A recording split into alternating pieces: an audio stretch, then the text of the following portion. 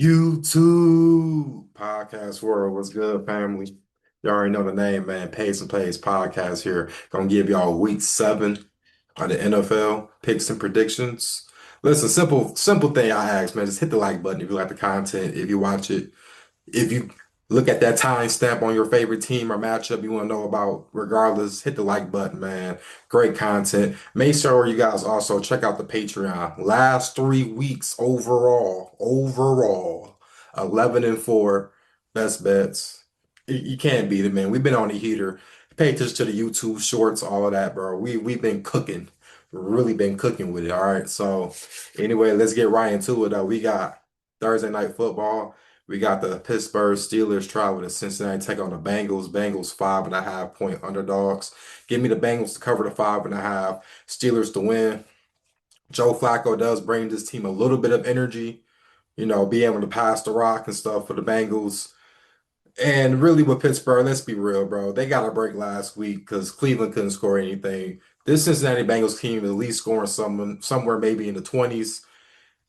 I wouldn't personally pick a side. I would actually like the total.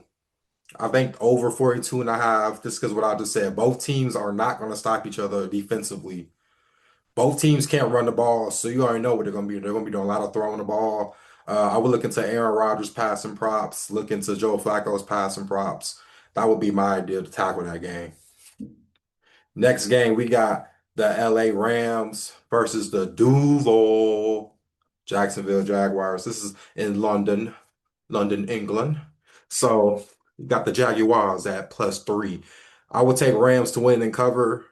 If it was a regular game in Duval, I might have went Jacksonville, but I mean, there's no science with these games, bro. These London games has been very competitive, very close, and I mean the Jaguars are more familiar with doing all of this, so yeah, whatever you think, man. I'm staying away from this one, but like I said, I would pick the Rams to win and cover though. Next game, you got the New Orleans Saints traveling Chicago to take on the Bears. Bears 5.5 point favorites. Give me the Saints to cover, Bears to win. It's a simple fact that if I'm the Saints, I'm attacking this Bears defense running the ball. And if you can run the ball on this team, you're going to keep this game close because they can't stop anybody. I will tackle Alvin Kamara, maybe rushing attempts. Kendre Miller, rushing yards or attempts. I would look at one of those two running backs for attempts. Listen, Kellen Moore, I think he's going to be a good coach. He keep these games competitive with the Saints, and that's all he really asks for a first-year head coach when he's trying to figure it out, right? Can you keep these games at least competitive? 5.5, I can see it happening. This Bears team, like I said, I like them what they done offensively, but I mean, you can't stop the run, and that's really the Saints' main go-to at this point. Next game, you got the New England Patriots traveling to Nashville to take on the Tennessee Titans. Titans +7 point underdogs. I want to say Titans to cover, Patriots to win, just off the strength of the new interim head coach thing. I know it's Mike McCoy, so it may not really mean much. And, Mike Vrabel revenge game. I think he just cares about winning the game. I don't think Cam Ward is bad. I don't think he's trash. It's just he's already in a bad scenario. That's all I gotta say. If you don't like the number with the Patriots, I would tease that down with a 6.7 point teaser and call it a day. Next game, you got the Miami Dolphins traveling to Cleveland, take on the Browns. Browns, 2.5 point favorites. I'm kicking myself, bro, because it was actually 1.5 Sunday evening, and I did not take it. But I will go with the Browns to win and cover. Yes, the Browns.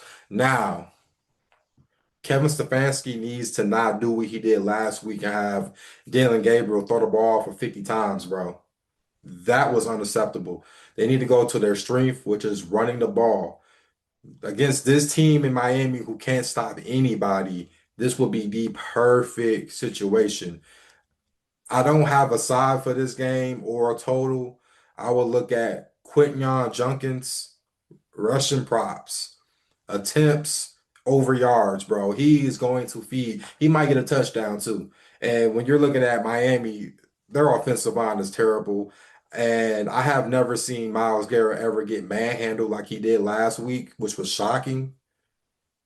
He's going to feast off this offensive line because they can't block a soul. And we know Tua's bound to be. Bro, and you know my problem with Tua, he's gonna call these people out, bro. But yet again, you are the quarterback, so win or lose is really all on you. You threw three picks, so why are you calling out teammates? Come on, bro. Next game, you got the Philadelphia Eagles traveling to Minnesota, taking on the Vikings. Vikings plus 1.5 point underdogs. Give me Philly to win and cover.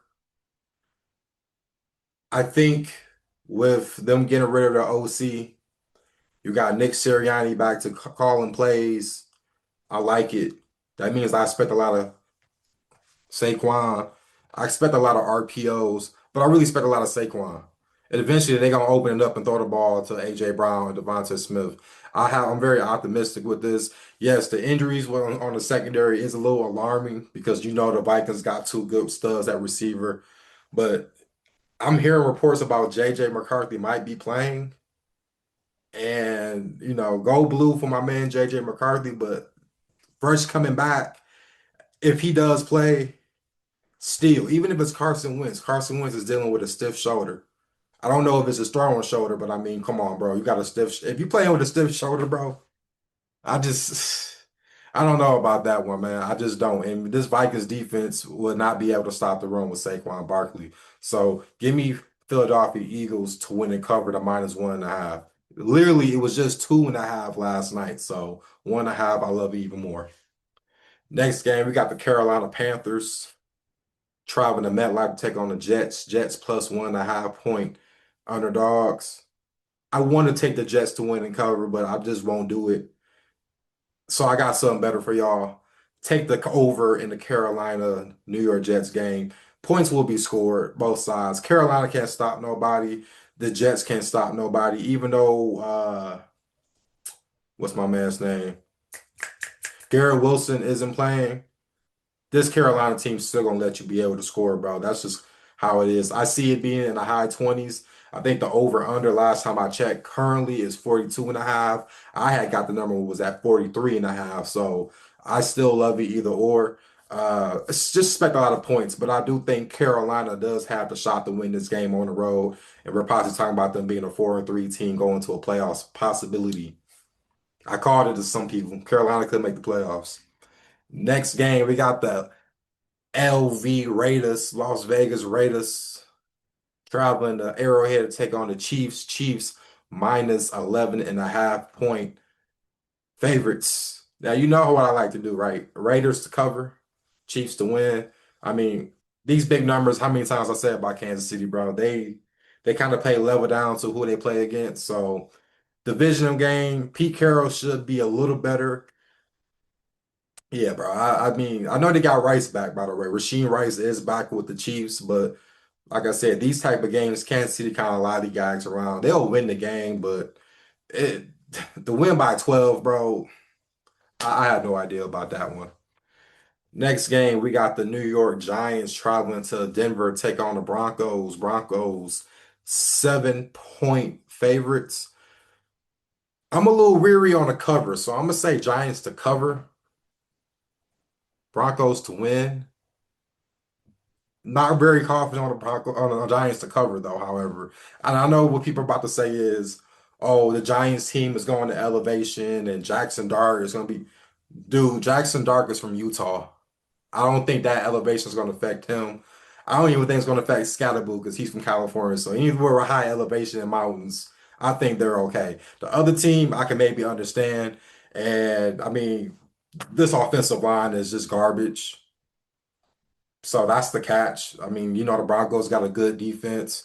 The offense is not bad, but you almost kind of have to question maybe was it just because it was a London game? And the fact that they did just come from a London game and it's not a bye week and Giants had a little bit extra time to prepare, that is also a mental note to think about. So I wouldn't mind taking Jackson Dart over his rushing props because this guy does take off a lot. And I mean, if the defense is coming at him, I could see him doing that, but I wouldn't mind you taking the teaser, 6, 7 point teaser with the Broncos and taking that down and just win. Next game, you got the Indianapolis Colts at the LA Chargers. Chargers 1.5 point favorites. I want to say Colts to win and cover, but Daniel Jones was doing some Daniel Jones stuff last week, bro, and it makes me wonder, bro, when you got Herbert on the other side, who will be ready to torch this secondary? Because if Jacoby Brissett can move the ball down the field on this team, I mean, and this is even when Marvin Harrison went out of the game, he was still moving the ball with him. You think Justin Herbert can do this? And I know the problem with Harbaugh is sometimes he's too conservative, and that did almost hurt him against Miami. So I do think they are going to be a little bit more aggressive because this is actually going to be a good competitive game. 1.5, either or. I will lean towards the over in the total though, because I do think points will be scored both sides. Next game, you got the Green Bay Packers traveling to Arizona to take on the Cardinals. Cardinals 6.5 point underdogs. Cardinals to cover, Packers to win. I don't know what's going on with my Packers, bro. They just can't cover games right now. They haven't been playing well defensively. Maybe this is the game where they wake up. But if Jacoby Brissett is playing, that's probably why I would say Cardinals to win. I mean, Cardinals to cover, correction, not to win, but to cover. If it's Kyler Murray, bro, you never know, bro, because he's like a walking joker card. But what I would say is if you like the Packers to win, take it in the teaser, bro. Like I said, 6.5. Go ahead and tease that down, bro. Come on, man. Let's be smart. Next game, you got the Washington Commanders at Jerry World to take on the Dallas Cowgirls. Cowgirls plus 1.5 point underdogs. Give me the Commanders to win and cover. Commanders has got the overall better defense. I know both. I know it don't really say much when both of these teams' defense is kind of but I mean, dude, we all know the Washington should have won that game and they never fumbled that ball, bro. They was just doing time management shit. I do think they kind of wake up from that. I do actually like that. And with the Cowboys losing to the Panthers, it's like I already said it, bro. Points will be scored in this game because they're not stopping anybody. And I just think that the Commanders have a better shot because it's going to take down to the last few plays and what defense will be able to show up when it matters. I'm going to take my chance and say the Commanders on this one. Next game, we got the Atlanta Falcons traveling to the 49ers to take on the 49ers, of course. 2.5 point favorites for the 49ers. Give me the 49ers to win and cover. Not a lot of science to it, bro. I mean, they just lost Eric Warner too. So see, the more I'm saying it, bro, I would just stay away from this game, man. This in Atlanta, to be honest with you, they didn't have to play from behind, so it was easy for them to play ahead and have and Bijan had a hell of a game because they didn't have to do much, bro. They were already up, and they was just using time management at that point. 49ers, I mean, Mac Jones is playing pretty straight. I give him that. And I mean, they are back at home. There's maybe a little bit more momentum, but I just don't know about Michael Penix, bro. I just don't know. Besides him always throwing to Drake London. So I would say Drake London anytime touchdown, that'll probably be a good play. Lastly, we got two Monday night games, and then we'll call it a day for y'all. We got the Tampa Bay Buccaneers traveling to Detroit, to take on the Lions. Lions 5.5 point favorites. This is when I'm gonna go Lions to win and cover. This Buccaneers team has done exceptional. Baker Mayfield has done exceptional. And if you are going to take the Lions to win and cover, you're going to be sweating because you know that guy on the other field, Baker. You know that guy is going to be about it. Mike Evans is supposed to be back. The only downfall to why I wouldn't pick the Buccaneers to cover or win is because, I mean, Ibuka's not playing, Godwin's not playing. I don't even think Berkey Irvin is playing. So you're only talking about Mike Evans, which is still good. But this Lions team never lose back-to-back games from what I've been seeing under the Matt Campbell, correction, Dan Campbell. I'm thinking about college. The Dan Campbell era of this recent time.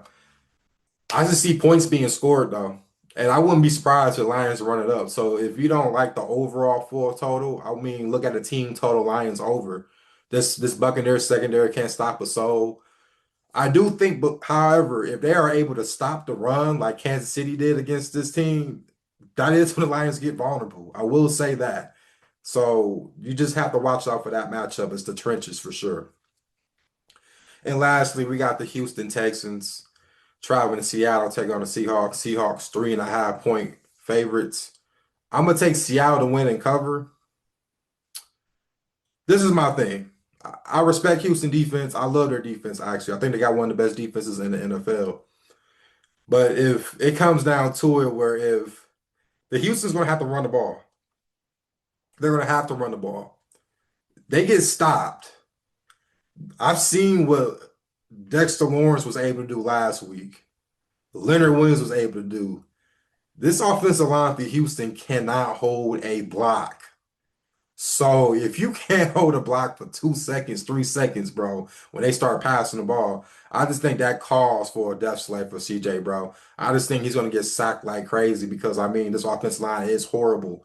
So I do want to take caution. I understand if you take the 3.5 with Houston, you're thinking a game-winning field goal and call it a day. This is a good defense.